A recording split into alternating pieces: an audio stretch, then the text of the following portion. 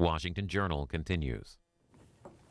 James Hohmann is a congressional reporter for the Politico, and he's a new face here on the Washington Journal. Welcome. Glad you're here. Great to be with you, Peter.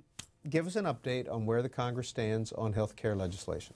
They're still working out the details. They're still trying to figure out the legislative language, and they're still trying to get to 216 votes in the House, which is the magic number they need to pass legislation. They don't know when they're going to be able to do it. They hope in the next week or two. The deadlines keep getting squishier, but Speaker Pelosi is working her caucus as hard as she can, and she's trying to win over some people who still have a lot of doubts. Such as? The most prominent group is the Bart Stupak caucus, you could call them. It's about 12 Democrats that are very concerned about the abortion language in the Senate bill and have said that they won't vote for it unless they know that there's changes. There's some dispute about whether there's actually federal funding for abortion or not, but the reality is that people like Stupak and Lipinski won't vote for the bill as it stands now from the Senate.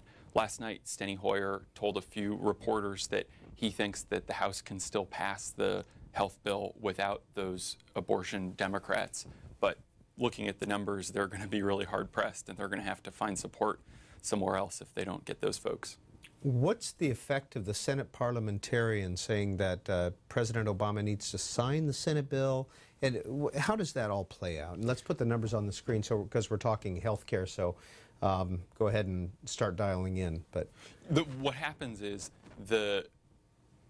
the parliamentarian's decision, if it's true, it came from Republicans leaking it out, and some Democrats were saying it's not quite right. And well, The Hill this morning is reporting, your competitor, sorry about that, that Senator Kent Conrad, chairman of the Senate Budget Committee, told colleagues about the ruling Thursday afternoon, according to a Democratic source. Right, and I think that Democrats privately sort of thought that what they wanted to do through the parliamentarian was a little bit of a stretch, but it didn't work out. What this means is that the House now needs to really trust the Senate. Democrats in one chamber have to rely on Harry Reid to follow through and to whip enough of his members to support some of the fixes and taking out the so-called Cornhusker kickback and other problems that they have after they've voted to enact the Senate bill.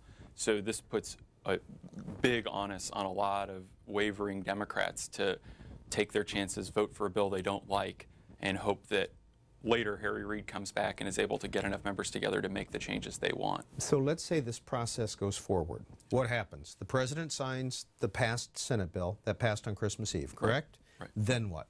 Then the Senate takes up a sidecar bill through the reconciliation process or the simple majority process, where they would make the fixes to the first bill that was already enacted, and then it would go to the president. Where's the House playing all this? The House would have to still vote for that bill. The sidecar bill? The sidecar bill. Okay. All right. That's where we stand right now? Yes. Okay. Another issue that's on the floor, and I hope we don't, or that's coming up, and I hope we don't throw you for a loop here, but Senator Chris Dodd is pushing ahead with financial reform. How significant is this? It's pretty significant. There's some Republicans who are saying if they go full bore on health care, then that's going to make it really hard to move forward in a bipartisan way on financial regulatory reform, and that it could mess up the agenda. And we don't know how long health care will take. There's really no longer a firm deadline. But the fact that he decided to move ahead without Corker from Tennessee shows that he was really exasperated by the inability to reach consensus on a reform package. And so Senator Corker has completely dropped out of negotiations? He hasn't. Dodd said that they're still talking and that he still wants to work with Republicans, but that he wasn't satisfied with the process, so he's going to move ahead on his own for now. It's hard to tell how much of this is a gambit to try and get the Republicans talking and negotiating again, and how much of it is really a desire just to move forward and get a bill passed. How long have you been with the Politico? 2 months now. And from where? I was at the Washington Post before. Doing what? I was actually on the Metro staff, covering public transit and then the Virginia suburbs. And when did you graduate from Stanford? In 2009. There you go. Guest is James Hohmann, Politico, Portage Lakes, Ohio. Tom, Democrat, you're first up. Hey, good morning. Hi. Being from Ohio, we live in the paper trail out here. I just turned 54, and over the years I've seen a lot of borrowing from, tapping into, and almost stealing from